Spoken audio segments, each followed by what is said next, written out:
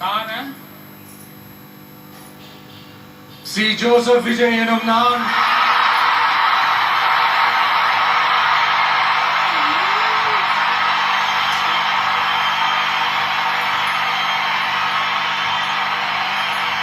சட்டப்படி அமைக்கப்பெற்ற இந்திய அரசியல் அமைப்பின்பால் உண்மையான நம்பிக்கையும் மாறா பற்றும் கொண்டிருப்பேன் என்றும் இந்திய நாட்டின் ஒப்பில்லாத முழு முதல் ஆட்சியையும் ஒருமையையும் நிலை நிறுத்துவேன் என்றும் தமிழ்நாட்டு அரசின் முதலமைச்சராக